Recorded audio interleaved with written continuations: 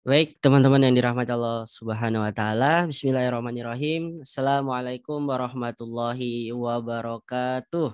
Waalaikumsalam Waalaikumsalam. warahmatullahi wabarakatuh. Alhamdulillah dari 24.000 peserta yang jawab cuma 200-an ini. Yang lain kemana ya? Padahal menjawab salam adalah kewajiban bagi kita semua ya. Untuk tes ombak ya, untuk tes ombak, tes semangatnya pada malam hari ini dari salam biasa kelihatan ya. Kita ulangi lagi. Assalamualaikum warahmatullahi wabarakatuh. Waalaikumsalam Waalaikumsalam Waalaikumsalam warahmatullahi warahmatullahi wabarakatuh. wabarakatuh. Alhamdulillah, jazakumullah khairan. Terima kasih buat teman-teman semua yang sudah mendoakan. Semoga yang menjawab salam saya pada malam hari ini dimudahkan untuk mendapatkan ilmu yang nanti akan disampaikan oleh Coach Nuri dan juga barangkali Ustadz Firly. Dan juga semoga yang di hari ini masih menjalani bisnis ya dengan kebingungan, semoga di malam hari ini ditemukan ya. Semoga ditemukan jawaban atas kebingungannya. Baik, alhamdulillahirrabbilalamin. Wassalatu wassalamu ala asrofil anbiya'i wal mursalin wa ala alihi wa sahbihi ajma'in. Alhamdulillah kita bersyukur kepada Allah Subhanahu wa taala. Hari ini kita masih diberikan kesempatan untuk menghirup udara malam ya, udara malam ya. Pasti barangkali juga Bapak Ibu sekalian bersama keluarga ya, barangkali menyimak kelas kita pada malam hari ini. Semoga dengan adanya waktu-waktu kita hari ini dengan sehat ya, dengan kita bisa benar-benar bersyukur kepada Allah Subhanahu wa taala. Kemudian sholawat serta salam kita sampaikan kepada junjungan Nabi besar kita Nabi Muhammad Sallallahu Alaihi Wasallam. Baik, alhamdulillah kami ucapkan terima kasih lagi kepada Bapak Ibu sekalian yang sudah bergabung ya kelas Jumat berbagi spesial ya, edisi spesial pada malam hari ini. Yang biasanya kalau Bapak Ibu mengikuti kegiatan-kegiatan kita itu biasanya di jam 8 pagi ya, hari Jumat. Tapi ada sedikit perbedaan ya di malam hari. Karena ini khusus sangat spesial, apalagi pembicaranya sangat-sangat luar biasa. Baik Bapak Ibu yang insya Allah dirahmati Allah Subhanahu wa taala. Alhamdulillah ini saya mohon maaf jika ada kamera ya atau videonya yang patah-patah ini karena koneksi dan lain sebagainya. Alhamdulillah di tengah-tengah kita sudah ada Coach Nuri ya, barangkali kita bisa saling kenalan juga, nanti Coach Nuri juga bisa baca chat kita ya, dari mana aja, nama, dari mana, asalnya dari mana, kemudian perusahaannya, nama perusahaannya apa. Silakan teman-teman semua. Ada Mbak Ani ya dari Asalan, kemudian Anmi, Doni, silakan di chat ya, biar Coach Nuri juga melihat ya dari teman-teman semua. Oh enggak nih, belum ada nih dari 30 peserta. Silakan klik nama, tulis nama, kemudian asalnya dari mana, nama brandnya apa, silakan.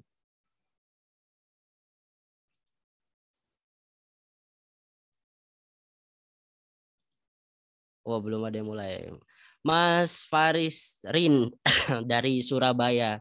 Selamat datang Mas Faris. Yang lain? Mas Sarifudin dari Kendari. Masya Allah, lumayan jauh nih. Mas Ganjar dari Bandung. Mbak Ani, developer Makassar. Saputra dari Jogja. Alhamdulillah. Yang mana lagi nih? Luar biasa ya. Jadi kegiatan kita pada malam hari ini, walaupun di aplikasi yang sama, tapi kita dapat perkenalan dengan saudara-saudara berbagai daerah. Alhamdulillah.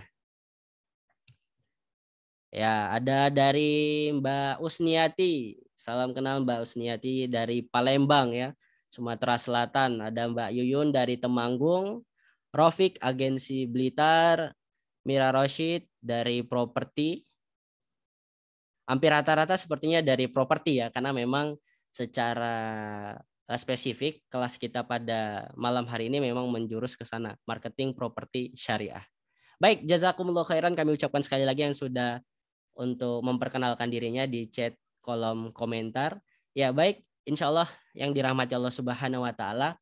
Qadarullah ya Ustadz Firly pada malam hari ini sedang dalam perjalanan menuju Bandung, jadi barangkali yang full untuk menyampaikan materi spesial pada malam hari ini, yaitu Coach Nuri. Alhamdulillah di tengah-tengah kita sudah hadir Coach Nuri. Kita sapa terlebih dahulu. Assalamualaikum Coach Nuri. Waalaikumsalam warahmatullahi wabarakatuh. Alhamdulillah. Bagaimana Coach kabarnya? Alhamdulillah. Baik. Berarti ini udah di mana Coach Nuri posisinya? Dari Malang. Oh, alhamdulillah.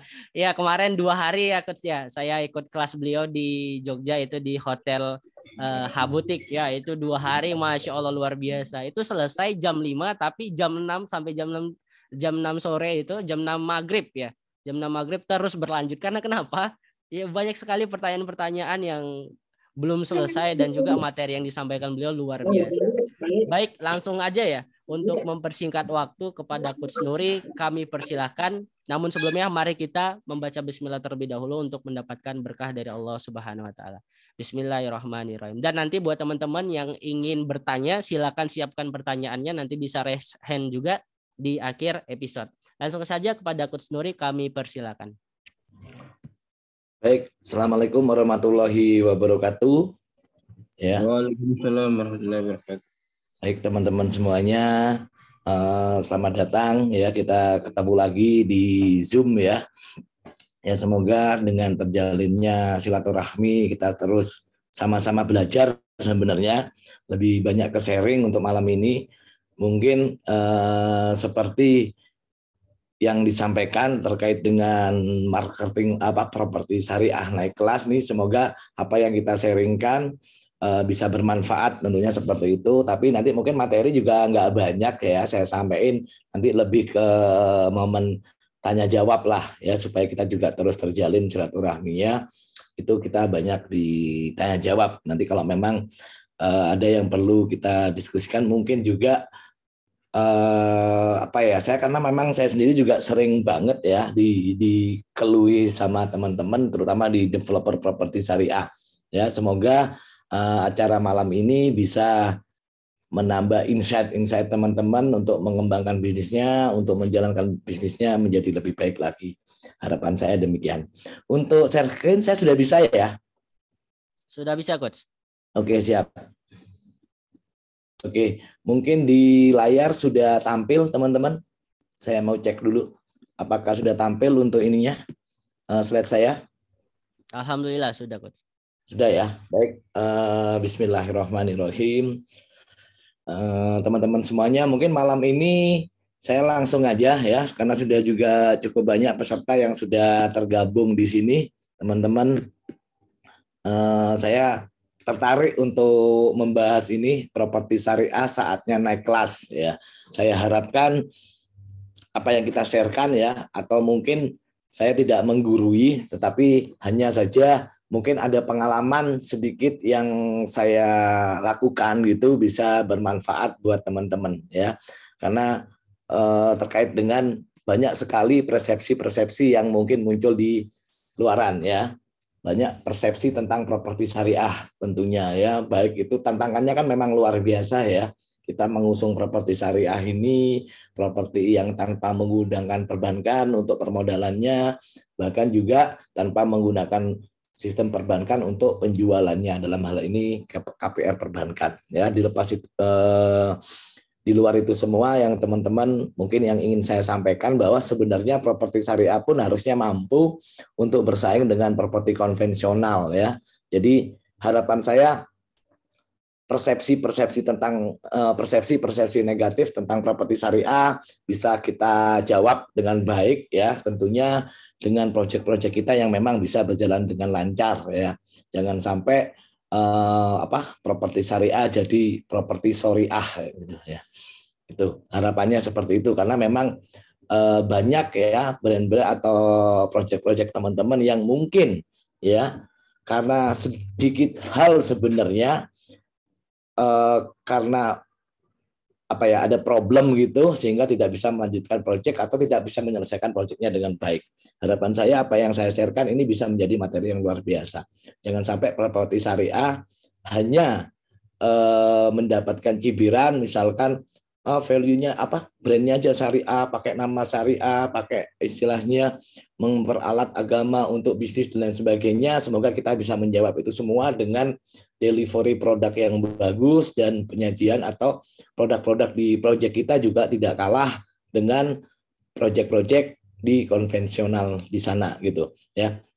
Sebenarnya saya juga sepakat ya dalam arti hal ini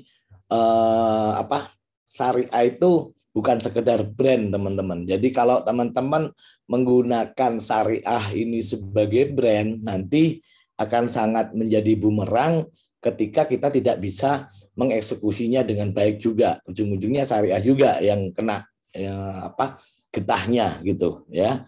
Sebenarnya syariah ini bukan hanya sekedar brand, karena syariah itu jangan sampai kita terjebak mempergunakan syariah ini sebagai value gitu loh, sebagai value bisnis kita ya. Jangan sampai kita hanya terjebak di situ. Karena sebenarnya ya customer atau masyarakat sendiri tetap adalah melihat produk gitu ya. Jadi menurut saya kalau syariah ini adalah caranya ya. Syariah itu udah kewajiban, tidak perlu Anda brand syariah sekalipun. Ya memang kewajibannya kita menjalankan bisnis ini sesuai syariah, termasuk penjualan, mekanisme akad-akad dan sebagainya. Ya, semoga nanti apa yang kami sampaikan bisa menjawab itu semua. Jangan sampai kita pakai brand syariah, ya ternyata tantangannya sangat berat, ya. Karena memang sudah banyak, awas properti syariah abal-abal ya, beberapa berita juga sudah banyak yang masuk ya. Tertipu, ada yang tertipu, sebenarnya bukan tertipu ya, istilahnya mungkin developernya belum bisa menjalankan dengan baik sehingga amanah yang diberikan oleh konsumen itu tidak bisa dibuktikan atau dideliverikan, janji-janjinya tidak bisa dideliverikan seperti itu ya. Selain tanggapan negatif ya teman-teman, saya juga perlu sampaikan sebenarnya prestasi properti syariah sendiri itu sangat bagus sekali gitu loh ya. Mungkin aja karena embel-embelnya syariah tadi itu akan jadi menarik kalau diangkat gitu kan. Itu kan yang katanya bawa properti syariah ternyata nggak selesai bisnisnya. Itu kan yang membawa properti syariah ternyata juga gagal juga. Makanya jangan bawa-bawa syariah kalau bisnis dan lain sebagainya. Padahal secara prestasi sendiri sebenarnya di kala pandemi kemarin teman-teman, di saat properti konvensional lesu, sebenarnya properti syariah ini justru meningkat penjualannya. Ya. Kenapa? Karena memang segmen-segmen properti syariah ini cenderung tidak terganggu gitu loh. Ya, kalau mungkin properti konvensional itu menggunakan perbankan untuk penjualannya pada saat pandemi kemarin, perbankan lagi rem tuh pencairan KPR-nya, sehingga penjualan properti konvensional sangat terimbas gitu loh. Tetapi di properti syariah sendiri karena memang kita tidak mempergunakan perbankan permodalannya dan juga tidak menggunakan perbankan untuk penjualannya, kita cenderung sebenarnya lebih running gitu loh ya.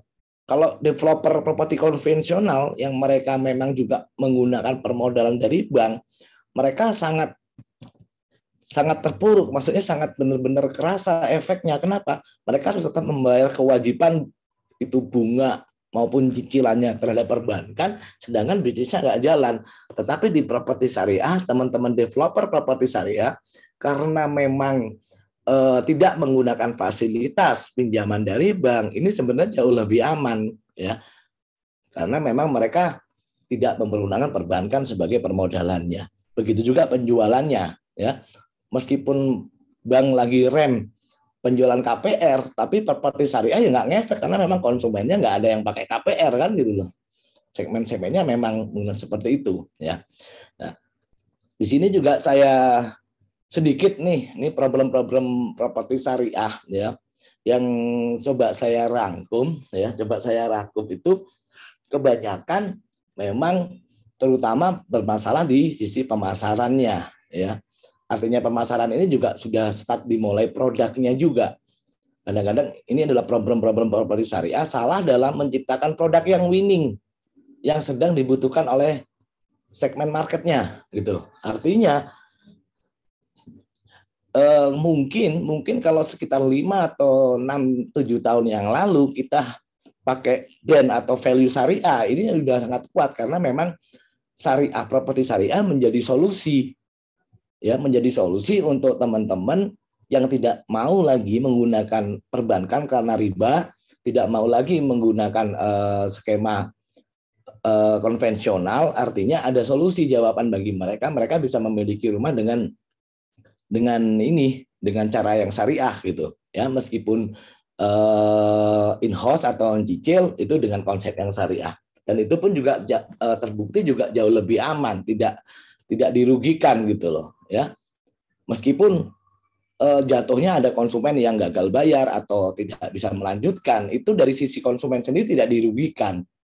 Sangat tidak dirugikan, bahkan bisa jadi diuntungkan juga. Begitu juga dengan developernya sendiri gitu, ya. Ini yang menarik sebenarnya, teman-teman.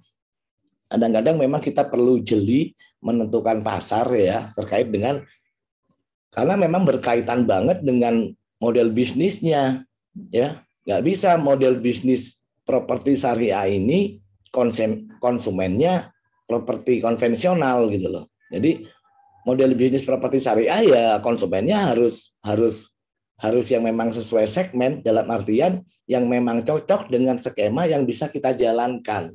Kurang lebih seperti itu, ya. Memang masih banyak tantangan-tantangan yang lain, teman-teman, ya. Seperti memang kadang-kadang kita memaksakan menjual sebuah properti di segmen yang mohon maaf intinya kemampuannya untuk mencicil jangka panjang, ya. Mencicil jangka panjang. Ya, bukan berarti kita menghindari konsumen yang cicil jangka panjang. Tetapi model bisnis kita memang belum siap untuk itu, nggak bisa dipaksakan gitu loh. Ya. Kalau seandainya teman-teman mau bermain di segmen konsumen yang jangka panjang, model bisnisnya harus dirubah. Strateginya harus dirubah. Karena kalau Anda mengandalkan keuangan atau cash flow dari developer itu sendiri, teman-teman, ya nggak bisa. Ya. Kalau mau pakai menyasar konsumen jangka panjang, maka strategi permodalannya harus dipikirkan juga. Ya. Strategi permodalan syariahnya gimana? Ya. Saya yakin syariah atau aturan yang sudah ditetapkan di dalam syariat itu sangat membantu gitu loh, ya. Harapan saya teman-teman juga mulai membuka diri untuk belajar, katakan bagaimana mendapatkan permodalan secara syariah, ya, kalau memang mau sampai ke level di sana, ya. Artinya apa? Nggak bisa lagi kita hanya mengandalkan cash flow, ya, atau keuangan hanya dari penjualan saja kalau memang segmen Anda larinya menyasar ke segmen yang jangka panjang nyicilnya, ya. Kecuali kalau memang segmen Anda bermain di segmen yang memang in-house atau cicilannya dalam jangka pendek, Anda nggak perlu belajar permodalan syariah, ya. Tentu ada solusinya, ya. Untuk itu saya tertarik banget ketika Ustadz Firly ngajak saya untuk menyosialisasikan terkait dengan fikih muamalahnya, ya. Jadi saya sangat tertarik sekali dengan Bisaro ID ini. Kenapa? Karena ini sebenarnya kalau teman-teman bisa mempelajari lebih dalam tentang kata-kata syariah, ini semua ada solusinya, sudah disediakan gitu loh. Jangan sampai Anda menjalankan properti syariah, solusinya cari di luar, maksud saya. Ini nggak match, nanti jatuhnya ya brand, apa istilahnya, image syariah sendiri lagi yang akan kena, ya. Ini beberapa problem, ya. Yang pertama adalah salah dalam menciptakan produk winning yang dibutuhkan segmen market, ya. Terus tidak merencanakan strategi pemasarannya dengan baik gitu, ya. Kadang-kadang kita terlalu diburu nafsu, ya, apalagi dengan iming-iming, dalam artian ini bisnis bisa developer properti tanpa modal. Lah, bisnis properti tanpa modal ini disalahartikan atau ditelan mentah-mentah. Ditelan mentah-mentah dalam artian tanpa modal. Padahal pada kenyataannya bisnis ini padat modal. Mau nggak mau kita harus mengakui bisnis ini padat modal, padat karya, padat tenaga kerja. Kita harus mau mengakui itu. Cuman apakah tidak ada solusinya? Ada. Kalau mau ngomong tentang syariah, ada. Pasti ada solusinya. Karena syariat dibuat memang untuk memberikan solusi kita hidup di dunia ini gitu.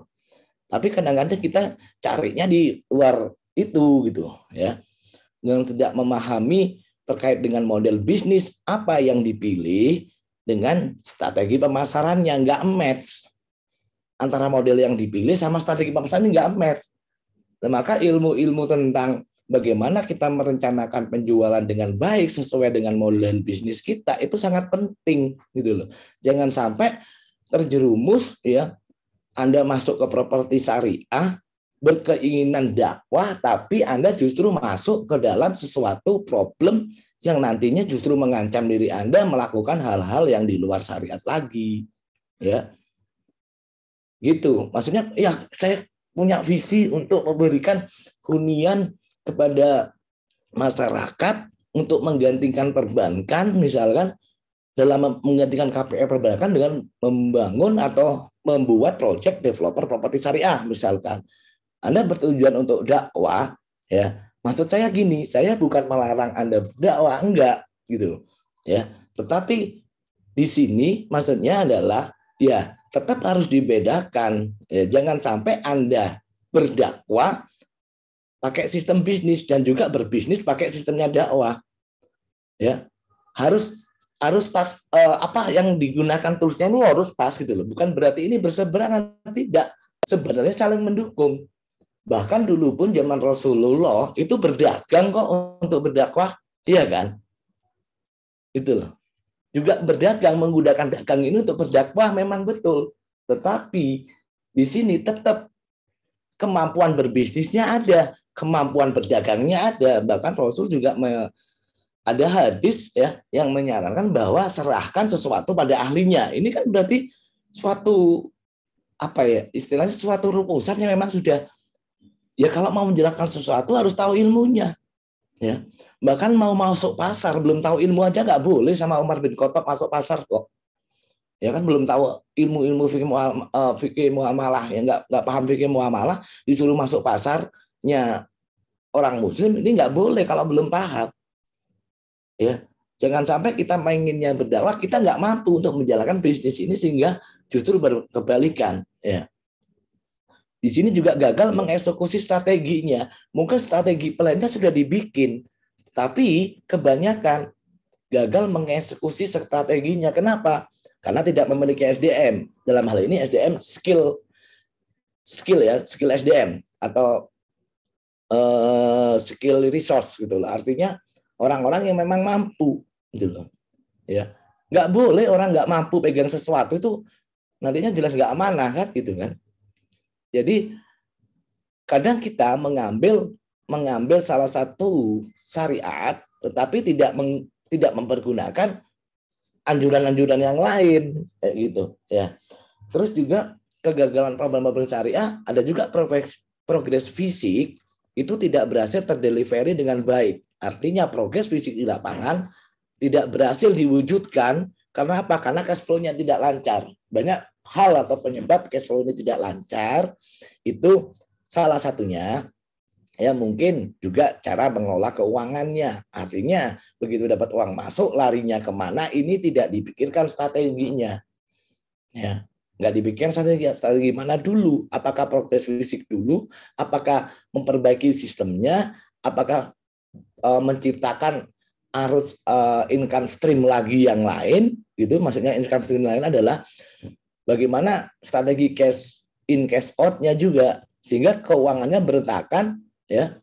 Dan keuangan berantakan ini juga kadang-kadang penyebabnya terjadi karena penjualannya tidak kena target ya. Jadi kenapa saya sangat concern juga di marketing gitu ya karena saya kepingin berbagi dalam artian jangan sampai kita berbisnis nggak ngerti pasarnya, nggak ngerti target marketnya siapa, terus kita masuk ke situ, Anda membawa syariat dalam artian Anda mensosialisasikan syariah ini baik dari sisi kerjasama, sirkah ataupun kata-kata yang lain.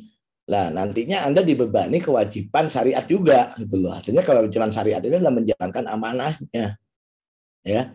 Tetapi kita nggak mampu untuk mengetahui apakah model bisnis yang sedang kita jalankan sesuai dengan strategi pemasarannya atau sebaliknya. Apakah strategi pemasaran yang kita rencanakan ini sesuai dengan model bisnis kita.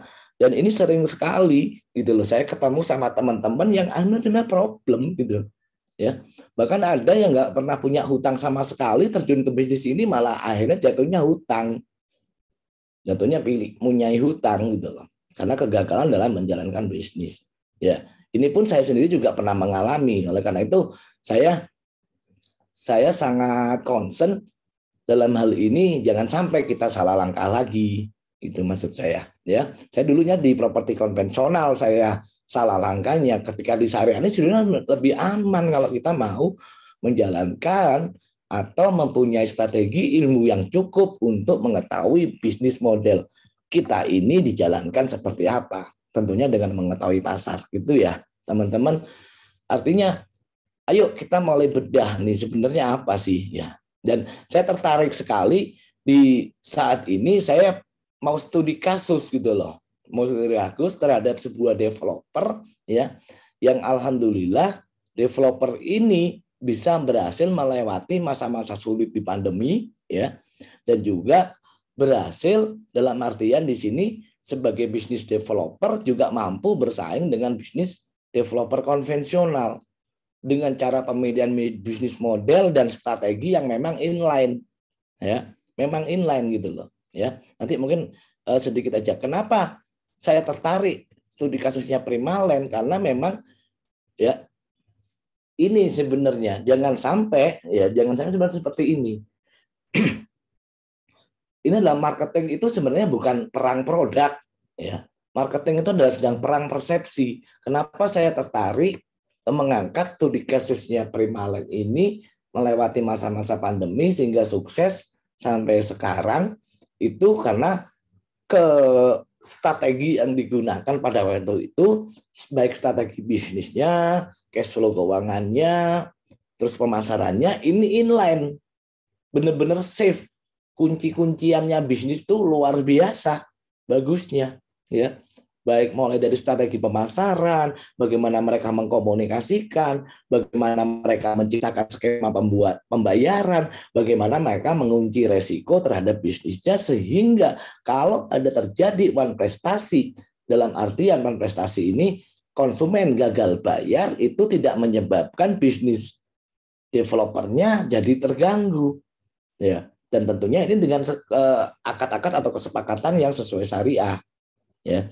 Ini sangat bagus sekali. Kenapa saya mau ngangkat ini ya ke teman-teman seperti itu ya. Yang pertama mungkin ya sekilas tentang Primaland ya, salah satu developer properti syariah di Kota Malang yang kebetulan memang saya pernah ada di dalamnya, sehingga saya juga menjadi saksi ya bagaimana kehebatan tim Primaland sendiri mulai dari level business owner sampai ke bawah ya, direksi, manajer dan lain sebagainya, bagaimana mereka pada waktu itu saling bekerjasama dengan baik ya untuk mengamankan bisnis dan melanjutkan bisnis, mengembangkan bisnis dengan baik ya. Ini mungkin yang saya sharekan ya. Yang pertama, cara mereka berkomunikasi gitu loh. Yang saya tertarik itu pada waktu itu karena memang saya ada di dalamnya, saya tertarik bagaimana Primaland ini mengkomunikasikan baik sisi company-nya atau perusahaannya dan produknya dengan baik ya. Ini yang ingin saya berada di sini. Ayo, ternyata kita bisa gitu loh ya. Pada waktu itu banyak yang mencibir dalam artian strategi yang kita gunakan kebanyakan masih mencontoh atau istilahnya padat modal atau istilahnya berbiaya besar ya. Sebenarnya kita nggak mau maksud saya seperti ini, kita nggak mau bicarakan tentang biaya besar atau tidak gitu loh. Yang kita bicarakan adalah hasilnya bisa dicapai atau tidak, kan seperti itu gitu loh. Dan di sini saya belajar banyak di Primaland bagaimana sebuah perusahaan mengkomunikasikan dan menjalankan bisnisnya ini memang luar biasa ya. Saya melihat ketika pertama kali bergabung dengan Primaland, saya melihat visi bisnis owner sendiri, teman-teman di direksi, itu saya melihat adalah suatu bibit mereka akan menjadi perusahaan besar. Ya. Karena memang menjalankannya dari kecil itu dengan cara-cara yang besar gitu loh. Ya, seperti itu. Ini yang ingin saya sharekan ya, bagaimana mereka mengkomunikasikan produk. Ini saya coba dari sisi mereka mengkomunikasikannya dulu ya. Artinya dalam mengkomunikasikan produk mereka tidak asal gitu loh ya. Memang benar-benar di-create tim yang kuat di marketing komunikasinya. Saya tahu betul di sana juga ada tim-tim kreatif yang sangat luar biasa. Mereka juga bekerja sama dengan vendor-vendor yang sangat luar biasa. Ini yang menarik. Saya waktu itu, wah ini keren karena visi misi ownernya jelas. Visi misi dan itu turun ke bawah ke tim direksi, ke teman-teman semua lini itu jatuhnya sangat profesional kalau menurut saya dalam hal mulai menyajikan, mendeliverikan ya dan mengkomunikasikan serta sampai serah terima ke user ya. Mereka menambah ini contoh desain-desainnya ya. Artinya mereka tidak asal gitu loh yang saya suka ya. Bahkan dari sisi tim sendiri itu benar-benar kemasannya ini luar biasa ya. Kenapa kita, pada waktu itu kita mengemas seperti ini ya kita mau tunjukkan bahwa perusahaan kita perusahaan besar ya, menjaga penampilan SDM marketingnya ya. Terus juga dari sisi SDM-nya ya, mungkin ada juga beberapa ya. Terus dan dalam mewujudkan brand identitasnya ya, Primalen ini kan mengukuhkan diri atau mengklaim atau istilahnya membuat brand identity atau brand blueprint maksud saya. Blueprintnya adalah menjadi developer properti syariah nasional. Dan itu memang benar-benar mereka wujudkan dengan brand activity-nya gitu loh. Mengadakan event-event misalkan ya ini semua bisa Anda lihat di YouTube-nya mereka. Ya saya ini karena saya ambil juga dari YouTube-nya mereka. Pada waktu itu mereka menyajikannya dengan sangat baik ya. Bahkan terwujudkan dengan aktivasi kegiatannya, mensponsori kegiatan keagamaan, terus juga mendatangkan segmen-segmen yang mendatangkan komunitas-komunitas segmen market mereka ya, bahkan serah terima 2-3 unit aja ada eventnya gitu loh. Dan ini yang membuat persepsi di luar semakin menambah trust terhadap perusahaan Primalen ini ya. Terus bagaimana mereka mendesain sesuatu gitu ya. Jadi ini yang saya juga salut ya bahasa komunikasi mereka.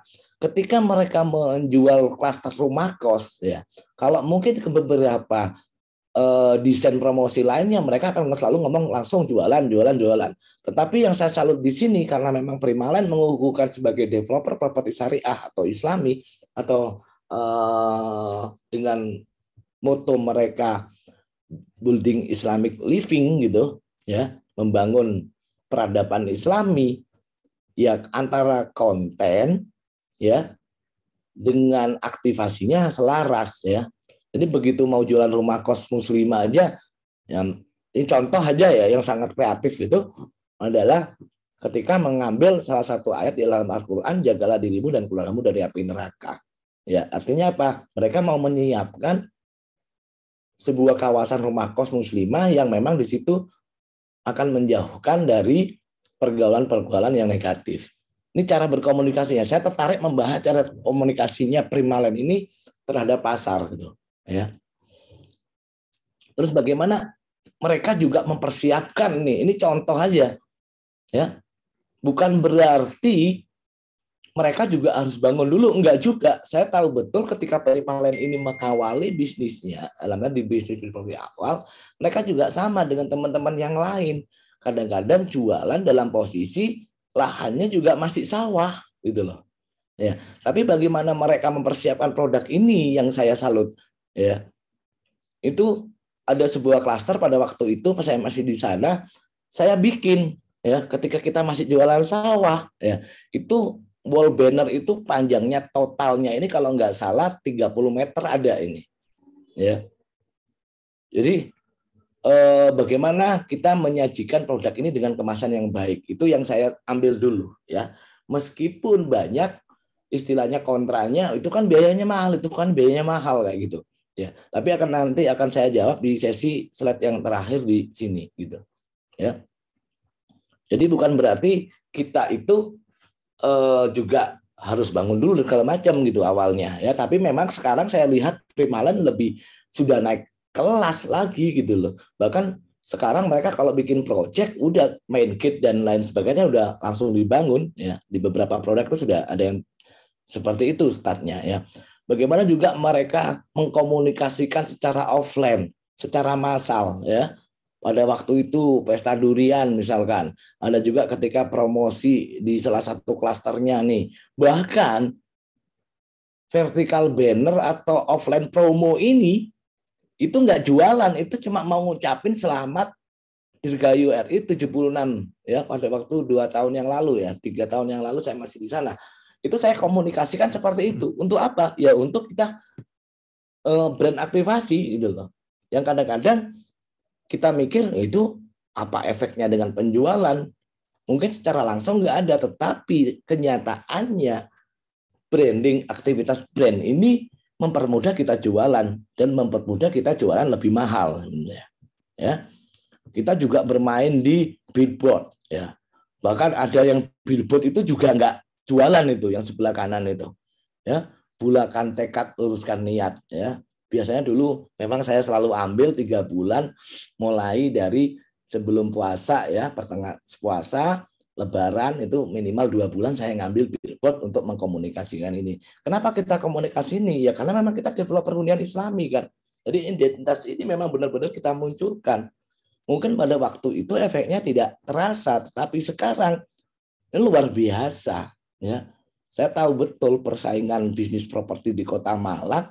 Begitu Primalen ini keluar ya, istilahnya ngeluarin produk, mereka nggak butuh lama untuk jualan karena memang trust-nya dari masyarakat sudah muncul ya. Ada produk sejenis pun ya dengan harga yang mungkin lokasinya lebih bagus, harganya lebih murah, ini juga nggak mudah untuk merebut pasarnya Primalen. Ini luar biasa ya.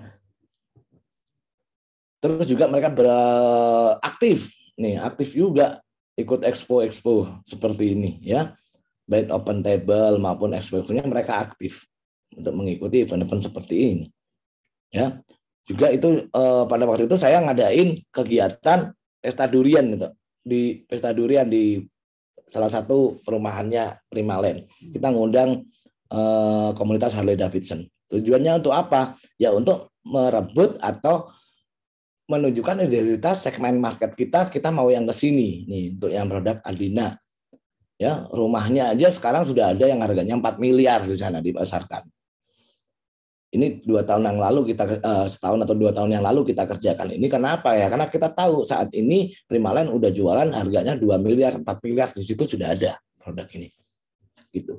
Ya. Kalau teman-teman mungkin penasaran ya, di YouTube-nya Primalen tuh banyak tuh video-video aktivitasnya, mereka selalu komunikasikan di situ, video promosinya mereka juga selalu komunikasikan di situ juga. Ya. Bahkan konten video ini bukan hanya video-video produk ya. Teman-teman bisa searching juga tuh kontennya, ada yang sifatnya web series. Bayangin perusahaan developer bikin drama gitu loh, bikin drama cerita, tapi ya drama ceritanya sesuai brand aktivasi mereka. Ya. Hunian Islami, jadi Ramadan,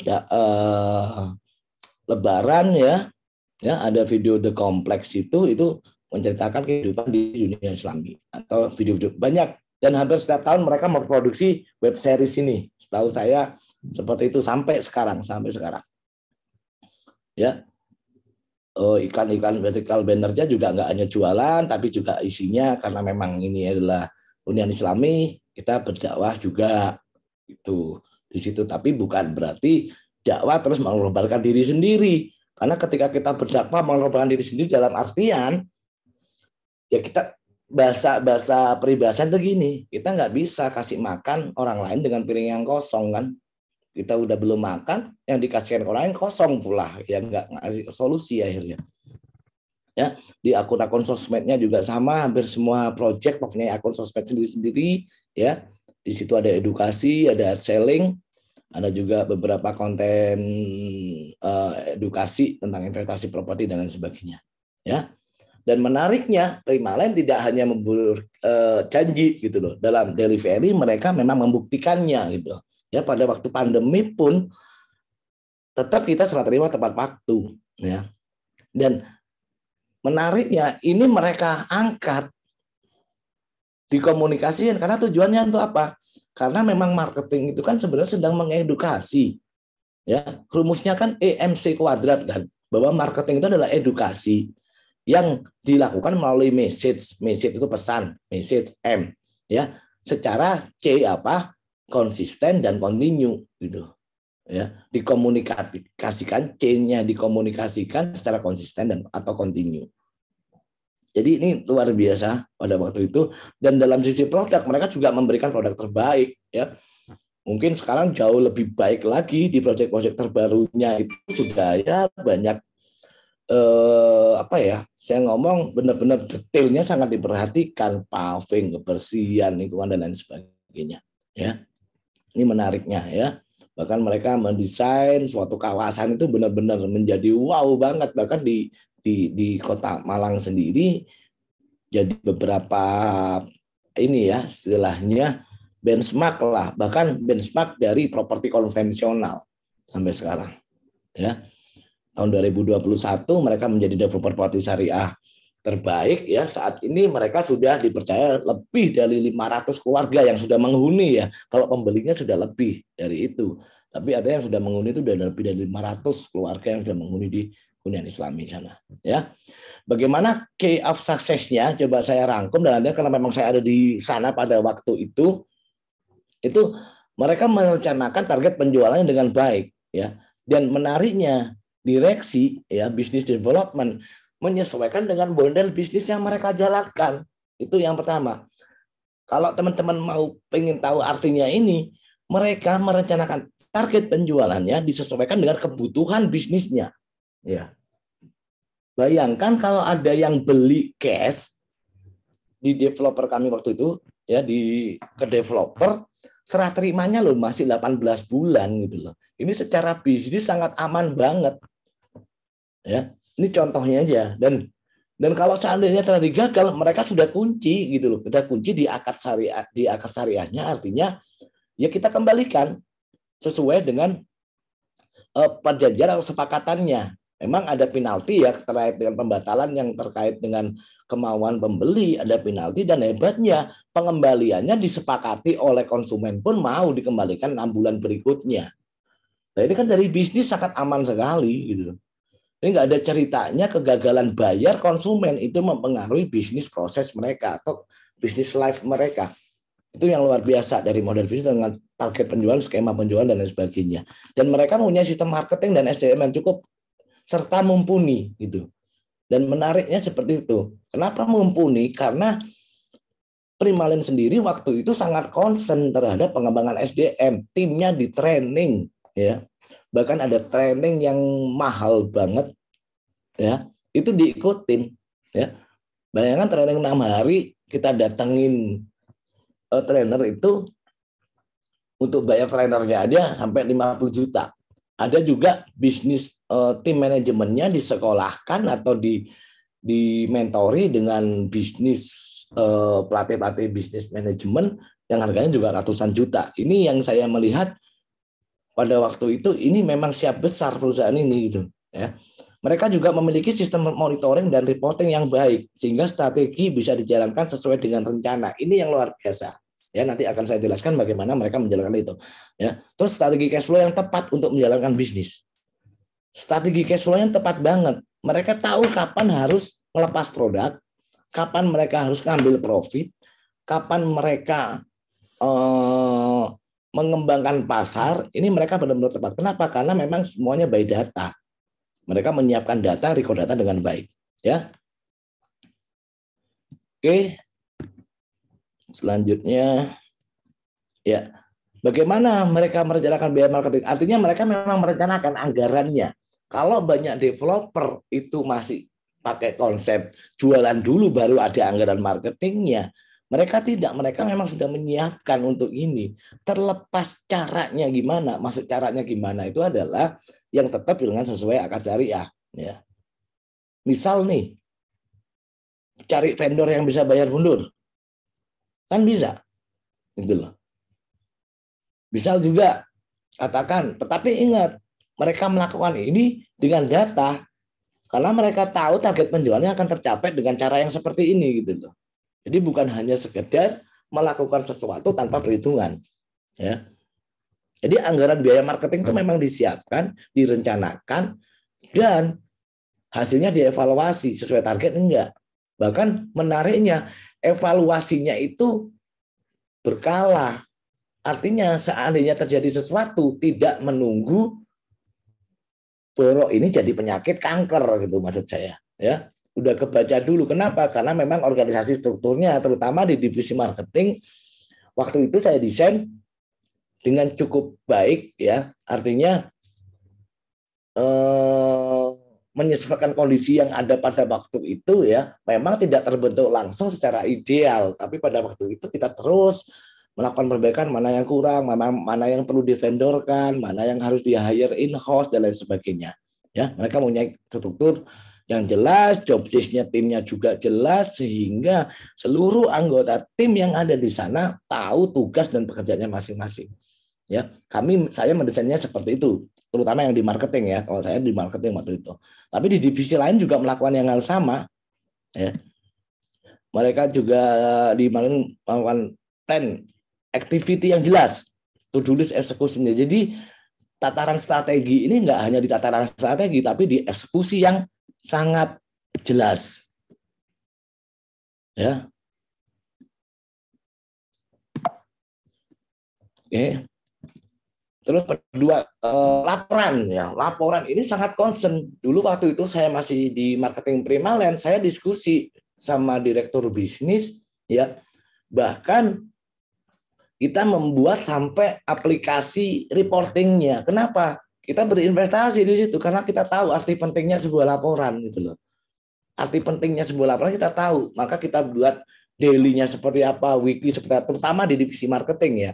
Terutama di divisi marketing, kalau nggak salah kita kembangkan aplikasi CRM itu lebih dari setahun gitu loh, baru ideal. Bahkan lebih hampir 2 tahun juga ya. Setahun sih sudah oke ya. Setengah tahun kita pakai, kita launching aplikasi itu, kita gunakan terus revisi, 1 tahun mulai banyak perbaikan, kebutuhannya apa, report apa sih yang dibutuhkan di dunia marketing terutama, kita aplikasikan di situ 2 tahun, saya lihat sekarang aplikasinya sudah sangat sempurna. Menurut saya sudah sangat sempurna lah untuk tataran di divisi marketing. Bahkan sampai saat ini pun setahu saya mereka juga mengembangkan sampai di tataran finance, SDM, ya, operation juga aplikasi itu ya.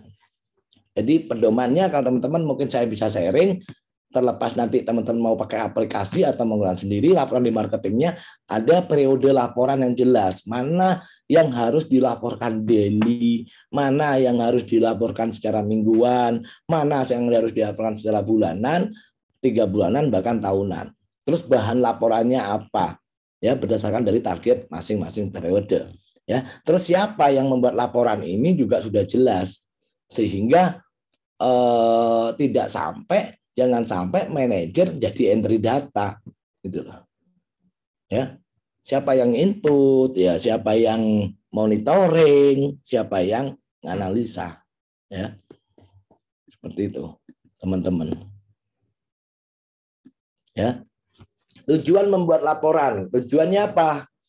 Ya memastikan, jadi gini, kenapa dulu kita concern membuat sebuah aplikasi reporting, bahkan kita membudayakan semua tim kita untuk report. Ya, pernah kita itu istilahnya seleksi tim ya, karena kita memang harus downsize pada waktu pandemi dari 52 marketing menjadi 30 marketing, jadi 20 marketing. Patokan kita itu satu, siapa yang mau ngikutin sistem kita untuk reporting. Ya, karena kita tahu penjualan di pandemi susah. 2 bulan di awal, 3 bulan di awal itu sangat susah. Kita ngelihat tim itu bukan siapa yang pintar jualan, siapa yang bisa jualan, enggak. Kita cari tim yang mau melaksanakan report ini dulu. Kita tahu sulitnya jualan. Makanya kita enggak punishment terhadap yang enggak bisa jualan. Tetapi kita punishment terhadap tim yang enggak mau report. Waktu itu kita strength kayak gitu. Ya, karena kita tahu arti pentingnya. Ya, apa arti pentingnya membuat laporan? Karena memastikan aktivitas atau strategi ini sudah dijalankan belum. Katakan misalkan nih kita lagi bikin program promo user existing yang sudah beli dapat bonus kalau mereferensikan temennya gitu. Ya, maka diinstruksikan di tim melakukan itu untuk ke user existing, ke hot buyer yang belum beli, ke orang yang sudah pernah survei lokasi waktu itu. Dan itu datanya kan ada, kita punya datanya siapa orang yang pernah survei, siapa orang yang sudah tertarik ITC tapi batal, siapa orang yang sudah beli, kita punya datanya. Ya. Dan ini program ini harus terselesaikan ke seluruh orang ini. Lah, ini kalau nggak ada laporan kan kita nggak tahu ini dijalankan atau tidak. Oh, Bu Arif pembeli yang di proyek sebelumnya sudah ditawarkan program ini belum? Nah, maka laporan ini kita gunakan. Supaya apa? Supaya kita tahu strategi kita sudah jalankan belum. Kalau nggak strateginya ini nggak kemakan, ya kita tahu nggak kemakannya. Oh mungkin programnya kurang pas. Tapi kalau bermasalahnya kan gini problemnya. Strateginya udah dibikin bagus, tapi dia ternyata tidak semua prospek atau data target kita yang untuk beli nggak terselesaikan dengan baik karena nggak ada laporan juga. Itu teman-teman ya. Dan untuk menilai kinerja tim kita pakai laporan ya. Dan agar bisa diolah dan akan analisa, ini tujuannya laporannya ya, dan menentukan pedoman atau langkah berikutnya. Ini tujuannya. Kenapa kita penting membuat aplikasi ini pada waktu itu ya. Ya ini contoh ini aplikasinya. Cuman ini memang saya screen capture di waktu itu setahun kita proses ini. Sekarang lebih canggih lagi sudah. Siapa yang di follow up, mau follow up berapa kali gitu. Terus agenda rencana follow up-nya udah keluar semua di dashboard seperti ini, itu sangat lengkap banget ya. Dan juga kita tetapkan bikin key performance indicator, tujuannya untuk menyeleksi, memastikan tim dalam performance yang kita harapkan. Itu ada KPI ya. Ini contoh KPI-nya ya, di situ ada persentase, bobotnya masing-masing aktivitas itu kan punya bobot gitu ya. Kita juga harus tahu mana bobot yang penting memang tinggi, mana bobot yang memang harus ada ya. Sekilas aja kita bikin KPI itu ada 2, KPI proses, ada KPI result. Mana yang proses, mana yang result, dan nilainya bobotnya harus berapa, itu ada caranya, ada strateginya ya. Ya teman-teman ya, mungkin ini terakhir ya. Oke. Ya, jadi kenapa Primalen melakukan itu semua? Karena Primalen mempunyai mindset ya bahwa marketing itu bukan pengeluaran. Biaya marketing itu bukan pengeluaran. Bagi mereka, marketing ini adalah sebuah investasi yang nyatanya saat ini mereka bisa menikmati hasilnya. Ya. Yang saat ini mereka menikmati hasilnya. Kenapa? Kenapa saya ngomong seperti ini? Sekarang mereka produk launch baru keserap langsung, ya, langsung terserap, ya, langsung kembali juga modal yang ditanamkan oleh perusahaan di satu proyek, tinggal menjalankan dari cash flow-nya aja sudah bisa jalan. Karena apa? Karena mereka sudah melakukan ini sejak setahu saya 2016 pun mereka sudah sangat konsen dengan ini. Saya kenal Primalen itu 2017. Ya, 2016 saya lihat, oh, meskipun pada waktu itu sistemnya belum benar-benar bagus, tapi memang business owner sangat konsen dengan pengembangan SDM, gitu. Ya, jadi itu mungkin teman-teman apa yang bisa saya sharekan malam ini. Ya, kita lebih nanti mungkin ada tanya jawab, bolehlah. Mungkin berapa waktu ya, memang kalau ada pertanyaan boleh. Saya kembalikan ke Mas Nur untuk selanjutnya. Terima kasih Mas Nur. Yep. Syukron jazakallah khairan Coach Nuri. Kita upload terlebih dahulu. Gak kedengerannya.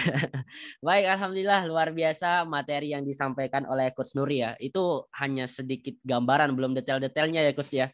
Seperti kemarin di kelas di Jogja itu detail banget gitu. Ya baik teman-teman, Bapak Ibu sekalian yang punya pertanyaan terkait dengan materi hari ini, kami persilakan untuk raise hand, boleh juga melalui chat ya. Namun sebelumnya kita ada sedikit informasi seperti yang Coach Nuri tadi sampaikan ya. Berbahaya banget. Hari ini kalau kita mengatasnamakan brand syariah, ternyata di dalamnya tidak menggunakan akad-akad yang sesuai dengan syariat Islam ya. Kita masih bingung antara akad jualah dengan akad makelar ya. Itu banyak sekali. Nah, seharusnya ya materi itu akan disampaikan oleh Coach Ustadz Firly ya, tapi qadarullah beliau masih dalam perjalanan, jadi masih belum bisa untuk join di kelas kita pada malam hari ini. Tapi teman-teman nggak usah khawatir karena kita ada kado spesial ya, berita spesial buat teman-teman yang bingung nih. Wah iya nih, saya udah lama di dunia properti tapi pengen benar-benar menjerumus agar akad-akadnya sesuai dengan syariat Islam, tapi bingung belajarnya di mana. Nah, kita ada kelas buat teman-teman semua. Ya, udah terlihat ya. Nah, jadi insya Allah pada 2023 nanti di tanggal 26 sampai 27 ya, kita ada marketing properti syariah. Dan kita lihat ya, pembicaranya Coach Nuri. Disitulah Coach Nuri akan membahas detail bagaimana pengalaman beliau di dunia properti. Dan juga tadi sempat disampaikan bagaimana beliau menjalani properti secara konvensional ya. Ternyata banyak sekali masalah yang dihadapi gitu kan. Dan belum tentu harta yang didapatkan juga berkah gitu kan. Karena kan kita ketika kita ingin mendapatkan rezeki ya otomatis harus halal dan berkah. Dan juga akan dibersamai oleh Ustadz Firly Ferdiansyah ya. Acara ini selama 2 hari 2 days eksklusif workshop bersama para praktisi akan membedah teori dan praktek marketing properti sesuai syariah Islam. Tadi juga sempat disinggung Coach Nuri ya. Kalau para sahabat yang dia belum paham tentang akad-akad jual beli, nggak boleh itu masuk di pasar ya. Begitu luar biasanya. Dan juga Coach Nuri mention solusinya itu ada di Islam gitu, karena balik lagi Islam itu yang buat bukan manusia ya, tapi Allah Subhanahu wa taala. Nah, apa saja yang akan kita bahas di 2 hari workshop tersebut? Ya, di hari pertama itu di tanggal 26 Juli di tahun 2023 itu akan mengenal aktivitas branding ya. Tadi sedikit juga disinggung oleh Coach Nuri tentang branding, marketing dan selling property. Yang kedua juga ada marketing mix property, kemudian ada strategi budgeting dalam pemasaran properti. Nah, apalagi berkaitan dengan budgeting ya, ini sungguh riwahnya luar biasa. Kemudian membentuk tim pemasaran. Nah, ini biasanya berbicara SDM ini sangat sulit ya. Sangat-sangat sulit karena mereka memiliki maklumat yang berbeda, mereka memiliki catatan yang berbeda, memiliki ego yang berbeda, memiliki bako yang berbeda. Nah, ini menjadi PR ya bagi owner, bagi manajer bagaimana untuk mengelola tim. Kemudian eksekusi, monitoring dan analisis marketing strategi. Kalau kita berbicara tentang marketing hari ini, tentu sangat berbeda marketing di 10 tahun belakangan ya. Karena marketing itu sifatnya dinamis, tidak statis ya. Contohnya apa ya? Hari ini sudah ada TikTok, hari ini sudah ada Instagram, tapi 10 tahun yang lalu belum tentu ada. Nah, kemudian di hari keduanya, yaitu yang akan disampaikan oleh Ustadz Firly Ferdiansyah, pemaparan fikih marketing, kemudian pendalaman akad marketing, wakalah bil ujroh atau disebutnya dengan ijaroh. Kemudian ada pendalaman akad marketing atau samsaroh. Nah, di sini nanti akan detail ya, membahas tentang akad-akad ijaroh. Jadi jangan sampai kita hanya sebatas menginginkan cuannya aja, tapi secara halal atau tidaknya tidak kita perhatikan. Nah, itu bahaya banget. Oke, mungkin di dunia kita dapat gitu kan. Nanti ketika di akhirat apa yang bisa kita presentasikan di Allah Subhanahu wa taala ya. Nah, acara ini akan diadakan di Jakarta. Kenapa? Karena Jakarta adalah menjadi kota dengan atensi bisnis yang besar di Indonesia. Itulah kami memilih kota ini menjadi lokasi event 2 days exclusive workshop. Itu ada di Hotel Harper ya, MT Haryono di kota Jakarta Timur. Nah, investasinya tadi kalau berbicara investasi ya, Coach Nuri juga mention kalau kita mengeluarkan modal buat marketing itu bukan membuang uang begitu saja, tapi lebih ke investasi. Dan ini kesempatan buat owner, buat business owner, buat manajer untuk investasikan ya modalnya untuk menjadi penjualan yang lebih baik. Nah, kita hari ini dapat diskon yang tadinya 4,5 juta per satu orang kini menjadi 3,5 juta per satu orang. Nah, bagi untuk yang 2 orang ini mendapat mendapatkan total 6 juta. Jadi kalau bisa dibilang jadi satunya itu 3 juta ya. Apa sih benefit yang didapatkan? Pertama, circle pengusaha properti syariah. Tentunya Bapak Ibu sekalian ketika nanti saling ngumpul bareng gitu ya, saling satu ruangan, saling diskusi, pasti bakalan banyak sekali teman-teman baru, banyak sekali relasi-relasi baru. Bukankah ketika kita sering bersilaturahmi, Allah akan membukakan pintu jalan rezeki bagi kita. Ya, yang kedua ilmu terapan marketing dan muamalah. Dan yang ketiga berikutnya rekanan bisnis baru. Nah, fasilitas ini yang akan menjadi tanda tanya terbesar ya bagi Bapak Ibu sekalian. Ketika kita udah bayar segitu, apa sih fasilitas yang didapatkan?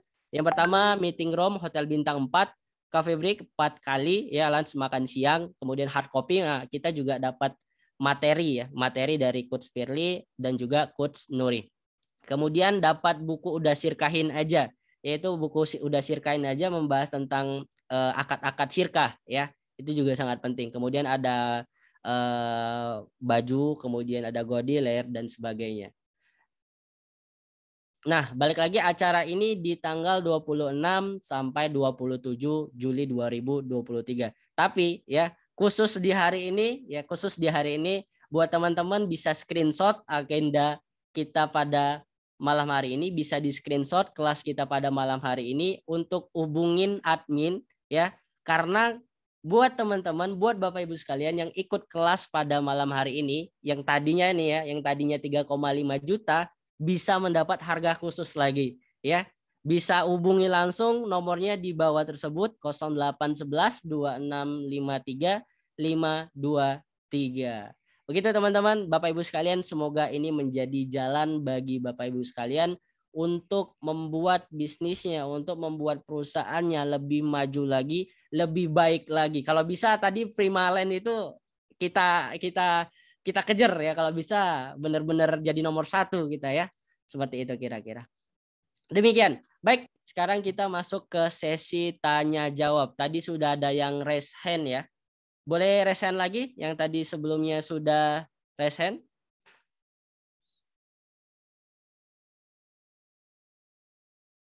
Kami persilakan. Oke, Coach, ini ada pertanyaan dari chat ya. Nanti juga buat Bapak Ibu sekalian yang punya pertanyaan biar ada interaksi langsung dengan Coach Nuri bisa langsung raise hand ya. Ini dari Pak Saputra. Coach, bagaimana cara mengubah mindset brand owner untuk mau investasi ke marketing? Tidak hanya mengandalkan jualan saja. Jadi kita sebagai agen bukan in-house. Monggo, Coach Nuri. Siap. Ini memang sangat tergantung dengan motivasi ya. Business owner motivasinya apa kan gitu ya. Saya sendiri pada waktu itu juga sama, artinya saya pernah di Primalen yang bisnis ownernya konsen terhadap investasi pengembangan SDM, investasi terhadap strategi dan sebagainya macamnya. Tapi saya juga seringkali juga menangani klien-klien yang mungkin bisnis ownernya belum konsen terhadap ini gitu ya. Termasuk ketika mereka meminta saya menjadi konsultan gitu ya. Itu kan kadang-kadang juga tidak pernah mereka investasikan ya untuk meng-hire seorang konsultan. Tetapi karena memang perlu diketahui motivasi bisnis owner apa gitu loh. Ya, jadi mungkin ya kalau Anda jadi manajer marketing gitu, Anda juga harus bisa menyajikan. Bahasanya gini, jangan minta duit aja. Ya, bahasanya gitu. Jangan minta duit aja tanpa menunjukkan apa yang mau dicapai gitu loh. Ya. Tentunya Anda juga oleh karena itu di hari pertama workshop besok, saya itu sebenarnya mau ngajarin teman-teman ya. Mau ngajarin teman-teman dalam artian menyiapkan sebuah strategi marketing plan yang mana nantinya bisa disuguhkan terlebih dahulu terhadap business owner terkait dengan investasi di marketing. Oh, butuh biaya marketing seperti ini. Ya. Sebenarnya motivasi business owner pebisnis itu kan sama sih. Ya, bisnis itu kan kita menginvestasikan sesuatu, baik waktu, tenaga, dan uang untuk mendapatkan profit, gitu loh. Hampir semua bisnis pun sama, gitu loh. Tetapi ketika mindsetnya masih menganggap marketing sebagai expense atau pengeluaran, maka mindset ini dulu yang perlu kita rubah. Caranya gimana? Ya caranya kita harus bisa menyajikan Kalau seandainya dengan budget seperti ini atau dengan tanpa mengeluarkan budget, kondisi penjualannya seperti ini misalkan. Tetapi dengan dikeluarkannya budget, strateginya tentu hasil yang diharapkan inginnya pasti lebih baik. Entah itu penjualannya lebih cepat, entah itu akhirnya bisa mendapatkan profit lebih tinggi, bisa menjual harga lebih tinggi. Saya itu sangat suka dengan aktivitas branding juga, yang mana banyak developer yang sangat tidak konsen terhadap hal ini gitu loh. Bisnis owner nggak konsen sama branding, mereka nggak mau branding, mereka kalau saya bilang mau jadi pebisnis tapi masih pedagang. Ya. Pedagang itu artinya jualan, untung, selisih sudah. Tapi pebisnis lebih jauh dari itu. Mereka mau membuat sebuah sistem, yang mana sistem ini nanti akan mempermudah mereka sendiri sebenarnya di perjalanan bisnisnya. Ya. Jadi itu dulu yang memang harus kita diskusikan, kita ajukan dengan angka, dengan data. Kalau seandainya tidak di branding itu harga jualan cuma sekian, tapi kalau di branding jadi harganya sekian gitu loh. Saya paling sering itu mencontohkan tas yang harganya 200 ribuan ada, ya. Tas yang harganya 2 juta juga ada. Tas harganya 20 juta ada. Bahkan tas yang harganya 200 juta itu ada, gitu. Dan itu ada yang beli. Ya. Tinggal kita mau main di level mana, mau jadi hanya sekedar trader atau pedagang, atau mau pebisnis. Yang mana bisnis atau entrepreneur mengerahkan segala macam sumber daya yang ada, baik manusia, bahan baku, serta strategi atau cara untuk mendapatkan profit yang lebih besar.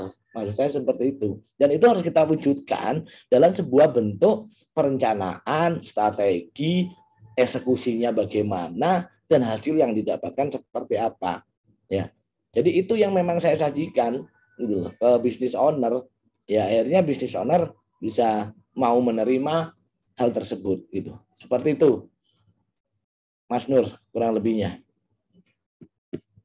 Oke, siap. Semoga terjawab ya, Mas Saputra. Oke, ini ada yang raise hand 1. Kami persilahkan dari atas nama Mbak Admin Rin ya.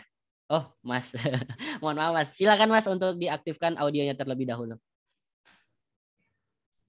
Ya, terima kasih. Assalamualaikum warahmatullahi wabarakatuh. Waalaikumsalam warahmatullahi wabarakatuh. Masyaallah, Coach Nuri. Apa kabar? Ya. Sehat, Coach? Siap, alhamdulillah Pak Faris. Masya Allah. Ketemu lagi. Gak takdir kemarin Coach ketemu di mana? Jogja. Insya Allah segera dipertemukan. Amin. Ya, mudah-mudahan bisa ketemu di Jakarta aja kayaknya kita. Amin, insya Allah. Kayaknya lebih Coach. Ya, menarik sekali apa yang disampaikan, khususnya yang tadi saya simak mengenai perjalanan Primalen ya. Saya itu kalau masuk Malang itu langsung mindset di pikiran saya udah Primalen. Kayak kesannya itu satu-satunya gitu kan, Masya Allah. Di semua sudut. Yang saya mau tanyakan Coach mengenai 3 tahapan mengenai di dunia bisnis ya. Yaitu yang pertama adalah branding, kemudian marketing dan selling gitu kan. Nah, yang menjadi concern saya, yang menjadi PR atau sesuatu yang kurang saya menemukan jawaban gitu ya mengenai di status branding. Branding ini apakah lebih kepada produk yang akan kita tawarkan atau apa cukup itu saja atau ada sisi lain yaitu SDM yang harus kita juga lakukan posisinya bukan posisi, maksud saya SDM ini sebagaimana yang sesuai dengan produk yang akan kita tawarkan. Nah, seringkali Coach, mindset yang ada di properti syariah yang saya juga pernah terjun ya di dunia properti syariah itu betul sekali yang disampaikan. Seakan-akan bisnis properti ini bukan sesuatu yang tidak ada modal, pasti ada modal. Nah, dari situ saya nilai karena mindset yang salah mengartikan bisnis properti syariah itu tanpa modal, akhirnya kerjanya asal-asalan. Mohon maaf saya sampaikan. Jadi kurang mengapresiasi diri atas usaha atau ikhtiarnya. Begitu Coach. Jadi pertanyaan saya tadi, mana yang lebih diutamakan? Produk dulu untuk dilakukan branding atau seiring dengan SDM juga yang mendukung nanti penjualan produk. Terima kasih, Coach. Baik, luar biasa pertanyaannya. Ya, oke, ya ini yang saya katakan tadi sebenarnya yang nggak inline-nya itu kan di sini. Ya, kita bawa brand syariah itu, tetapi kita lupa kita hanya terfokus kepada cara atau akad syariahnya saja.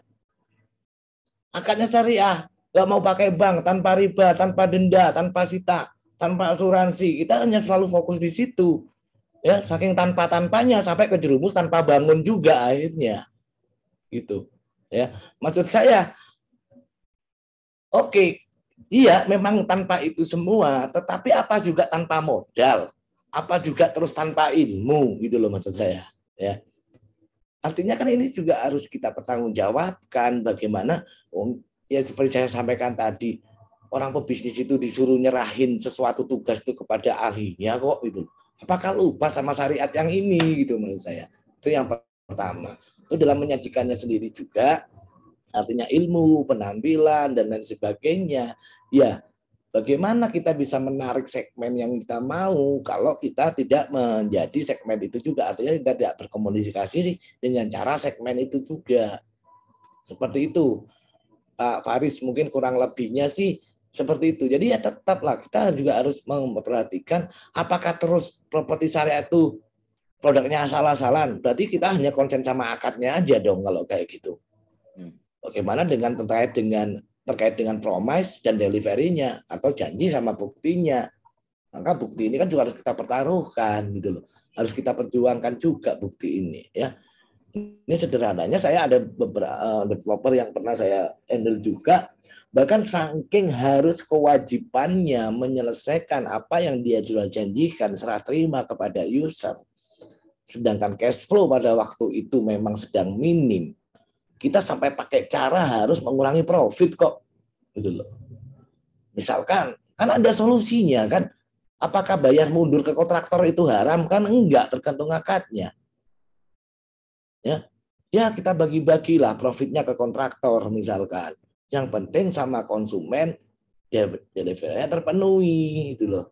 Itu kan juga salah satu cara. Makanya saya tertarik ya kolaborasi sama Ustadz ini karena banyak caranya. Bukan dikit-dikit pinjem bank, dikit-dikit pinjaman yang berbunga gitu. Kok nggak ada akadnya kok. Akadnya tetap ijaroh, tetap ujur terhadap kontraktor, cuma bayarnya di belakang, harga yang disepakati lebih mahal, ini nggak ada salahnya secara akad syariah. Itu kita tetap syariah, tetapi kita juga tidak mencacati dalam hal ini janji kita ke konsumen. Ya, kemarin juga sama di salah satu peserta workshop itu sempat cerita tentang kondisi bisnisnya, ya, sehingga karena kegagalan strategi dan segala macamnya, delivery ke mana ke konsumen tertunda.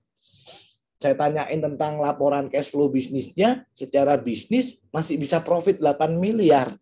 Lah masa mau 8 miliar kita mau ambil sendiri terus kita pertahankan terus gitu loh maksud saya. Tapi kita mencacati atau mendolimi konsumen yang nggak kunjung serah terima. Ya kenapa nggak kita mainkan? Ada akad-akad yang lain. Ya, misalkan full financing dengan kontraktor, ya kita perbaiki, yang mana ketika kita bisa mempertahankan janji kita ke konsumen itu justru brand kita terjaga trust-nya, yang tentunya proses ini akan menyebabkan penjualan kita mudah ke belakangnya. Lah kalau seperti ini terus dipertahankan hanya untuk mempertahankan profit tapi dolim ke konsumen, ya Anda juga akan susah jualan ke depannya gitu loh maksud saya. Ya, mau ada solusinya. Akad ijaroh dengan kontraktor itu boleh kok bayar setelah bangunan itu jadi, harganya disepakati lebih awal, terlepas harga disepakati lebih awal yang di awal ini lebih mahal, itu kan margin jatuhnya. Gitu loh. Ya mungkin nanti yang hal-hal seperti itu secara syariahnya memang akan banyak dibahas sama Ustadz Willy. Ada akad-akad yang lain kita menyelesaikan problem kita secara syariah itu ada banyak. Itu Pak Faris mungkin ya kurang lebihnya. Bahkan kita ngomong SDM marketing, Pak saya udah nggak ada cash kalau mau ngerekrut tenaga marketing lagi. Loh, kita bisa pakai akad samsaro, kita bisa pakai akad sayembara misalkan. Ya, yang kita nggak ngeluarin duit dulu. Ya. Seperti itu maksud saya. Oke. Ya, siap. Makasih Coach. Oke, semoga terjawab ya Pak Rin.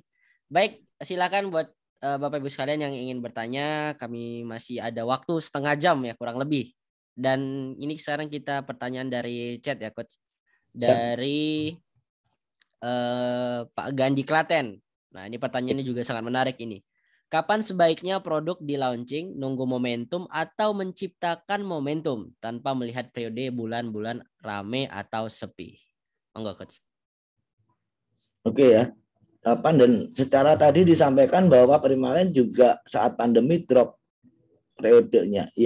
Ya, tetaplah kita juga harus tahu ya momentum. Itu harus tahu kapan kita melepas produk kita kayak gitu. Tapi bukannya kita tidak bisa jualan di momentum-momentum tertentu gitu loh.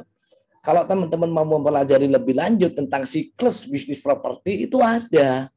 Makanya saya ngomong tadi ya memang kita harus paham ilmunya, apalagi di marketing. Marketing itu kan harus tahu pasar. Kapan sih pasar pada waktu kondisi bagus, kapan pada waktu kondisi lagi drop. Itu kita harus tahu siklusnya, dan siklus itu ada. Kalau seandainya ada accident atau istilah accidental seperti pandemi kemarin, maka lagi apa yang kita mau lakukan? Apakah di pandemi kita nggak bisa jualan? Siapa bilang? Primaline tetap jualan. Kalau nggak salah ya, kalau saya masih ingat itu 6 bulan masih 8 bulan masih sekitar 30-40 miliar kok kondisi pandemi. Ya. Terus jualannya kemana? Ya tinggal strateginya aja kan, gitu loh maksud saya. Ya ketika di momen-momen seperti itu mungkin kita nggak bisa jualan ke user langsung. Tapi kan di luaran juga ada pasar segmen investor yang mungkin di kondisi seperti ini kita butuh jualan ke mereka. Ya tentunya dengan ya profit kita kurangin seperti tadi saya bilang. Jangan sampai alasan kita nggak punya cash flow, alasan kita nggak ada cash, terus janji kita ke konsumen jadi cedera gitu loh. Kita kan bisa kondisi pasar seperti itu, ya udah, oke, yang biasanya kita ini profitnya 500 juta kita kurangin deh, profit 100 juta aja cukup misalkan. Untuk 1 unit produknya atau untuk berapa unit produknya kayak gitu. Nah ini kan selamat gitu loh. Apakah salah kita jual diskon? Nggak ada salahnya. Kan nggak ada salahnya kita jual seperti itu. Dibeli investor, ya kita tinggal bikin program, ya. Nah, di sini investor bisa melihat ini sebagai sebuah peluang juga kan. Kondisi pandemi itu jangan salah, banyak pembelinya, mungkin tipikalnya investasi atau investor gitu. Seperti itu sih. Seperti itu ya. Kurang lebih. Jadi tetap momen diperhitungkan, siklus diperhitungkan. Kalau memang siklusnya bagus, demand-nya naik, ya launching dengan harga terbaik. Tapi kalau Anda memang sudah mengharuskan produk itu di launching di momen yang nggak bagus, ya kita juga harus mainkan dulu lah. Mungkin 2 unit ya udah deh, kadal buntung misalkan. Jual rugi apa melanggar syariat juga enggak gitu loh. Masya Allah, luar biasa. Itu ya, mungkin menjawab. Ya, semoga terjawab ya Pak Gandhi dari Klaten. Pertanyaan berikutnya, Coach. Bismillah, bagaimana ini dari Hasniati ya, Ibu Hasniati. Bismillah, bagaimana pendapat Coach dengan transaksi yang saat ini sudah melalui bank-bank syariah? Oke, ini nanti yang paling jago atau ini sebenarnya Ustadz Firly. Ustadz Firly, betul. Ya, tapi minimal akan saya jawab seperti ini. Ya tergantung bagaimana akad itu dengan perbankan itu seperti apa sebenarnya. Akadnya yang digunakan sesuai enggak gitu loh. Ya terlepas nanti pada dasarnya sebenarnya pada dasarnya apa ya, saya mau ngomong ya mungkin ada beberapa teman yang sudah mempergunakan bank syariah ya. Saya masih melihat konteks di pembenaran sebenarnya ya, tetapi saya juga tidak boleh seudon seperti itu juga ya, jadi saya juga harus fair cara menjawabnya ya, tetap diperhatikan apa akadnya sudah sesuai ya, bukan pinjam meminjam gitu loh, bukan hutang piutang, akadnya jelas. Kalau memang harus produk itu dibeli bank dulu, clearkan akadnya, dijual ke pembeli lagi, clearkan akadnya, kan gitu aja secara syariah ya. secara syariah. Artinya saya tidak bisa menjustis karena di sana juga ada pakar-pakar fikih muamalah yang memang dalam hal ini saya memang tidak terlalu paham di akad itu. Itu jagonya Ustadz Fili sebenarnya. Ya, tapi intinya satu, akadnya seperti apa dulu? Ya, akadnya seperti apa dulu gitu. Seperti itu sih. Yang harus dipelajari, nggak bisa kita antam merata gitu ya. Kalau memang akadnya jual beli ada margin boleh. Kalau hutang piutang ada tambahan nggak boleh, itu kan intinya. Dan kita kan belajar juga. Ya mudah-mudahan nanti di hari kedua itu masih bisa disisipin materi-materi seperti itu juga oleh Ustadz Fili nanti. Ya, itu memang perlu pemahaman ya. Namanya perlu ilmu. Saya sendiri juga belajar soal akad muamalah. Jujur aja. Siap. Oke, siap. Semoga menjawab ya. Oke, ini sama tadi ya kurang lebihnya Bang Syar, yang mana akadnya sudah sesuai syariah, Coach. Nah, ini gimana, Coach? Saya belum tahu. Ya, karena ada beberapa yang mengatakan sudah sesuai syariah, ternyata masih harus dipaksakan adanya akad asuransi misalkan. Betul. Ya kan, gitu. Ya kita perlu detail dulu gitu. Oke. Ya. Jadi saya nggak bisa menjustis karena saya belum pernah melakukan juga akad dengan mereka kan. Betul. Nah, penasaran ya dengan akad-akadnya, bisa langsung join nanti ya, Coach ya, di tanggal 25 sampai 26 di Jakarta. Dan buat teman-teman yang hari ini join dapat harga khusus. Tadi sudah kita sampaikan untuk info pendaftarannya. Silakan teman-teman, Bapak Ibu sekalian yang ingin bertanya lagi, kita masih ada beberapa menit ya untuk melengkapi acara kita pada malam hari ini. Kita hitung sampai 5, kalau tidak ada bisa closing statement dari Coach Nuri ya. Sekali lagi mohon maaf, ini Coach atau Ustadz Firly sedang dalam perjalanan ke Bandung, jadi belum bisa membersamai di kelas Zoom kita pada malam hari ini. Baik Coach, sepertinya sudah tidak ada kalimat yang terbaik Coach buat kita yang berada di Zoom meeting ini agar kita bisa lebih baik lagi untuk berjalan di dunia properti syariah. Ini apa, Coach? Oke, jadi gini ya, buat teman-teman yang mungkin lagi berjuang bersama di properti syariah ya. Syariah itu bukan brand, bukan value yang harus kita selalu mau ngangkat sebagai brand atau value, teman-teman. Supaya lebih tegas lagi, syariah itu udah kewajibannya gitu loh. Syariah itu gimana kalau udah kewajibannya, udah harus dilakukan tanpa kita harus mengangkat value-nya. Justru jangan sampai kita kelupaan mendeliverikan produknya, terdelivery dengan baik. Kalau ngomong value ya tetap orang beli itu karena produk. Kalau masalah caranya sesuai syariah itu udah harus, masa mau jadiin alat gitu loh untuk yang ini sesuai syariah. Enggak semua transaksi harusnya sesuai syariah. Di konteks ini saya tidak mau menggurui dan lain sebagainya karena saya sendiri juga sedang belajar. Ya ayo, kalau belum tahu ilmunya ya belajar, kan gitu aja. Gitu. Ya, jadi syariah bukan sebuah brand yang harus kita ini, tapi itu sudah kewajiban, udah ilmunya memang harus dilakukan. Kalau tahu ilmunya ya harus dilakukan. Seperti itu. Ya, the way of life katanya Pak Farid. Oke. Oke, Coach, untuk kalimat penutup kita pada malam hari ini. Oke, ini sedikit ada info ya, ternyata Ustadz Fili memantau kita. Ya, insya Allah Senin akan ada Zoom lanjutan yang bahas tentang akad-akad tadi ya, sebagian terkait dengan dunia properti. Jadi ya di follow gitu akun-akun kita ya, dan juga bisa mendapatkan informasi lebih lanjut oleh admin bisyaro.id. Oke, Coach, closing statement buat kita pada malam hari ini. Oke, ya ini yang satu, tetap semangat untuk belajar, tetap semangat untuk berjuang, karena kita apa yang kita perjuangkan di dunia ini juga akan dinilai di akhirat. Ya, artinya perjuangkanlah yang benar, yang baik, ya upayakan, tetap semangat. Terima kasih. Saya kembalikan ke Mas Nur untuk menutup acara. Oke, terima kasih Coach Nuri atas materi yang disampaikan pada malam hari ini. Masya Allah luar biasa. Semoga menjadi amal kebaikan tersendiri bagi Coach Nuri, dan semoga kita yang hadir di sini jadi tercerahkan dan jadi lebih semangat lagi. Ya, apalagi lebih giat lagi dalam belajar untuk tholabul ilmi. Terima kasih buat teman-teman semuanya, Bapak Ibu sekalian. Mari kita sudahi kelas kita pada malam hari ini dengan doa kafaratul majelis. Subhanakallahumma wa bihamdika asyhadu an la ilaha illa anta astaghfiruka wa atubu ilaik. Sekali lagi terima kasih banyak Bapak Ibu sekalian, semoga menjadi amal kebaikan kita, dan kita akhiri dengan salam. Assalamualaikum warahmatullahi wabarakatuh. Terima kasih Coach Nuri. Semoga sehat selalu. Bu Nurul Aziza, Bu Rosita, Bapak Rin, terima kasih banyak. Okta dan lain-lain.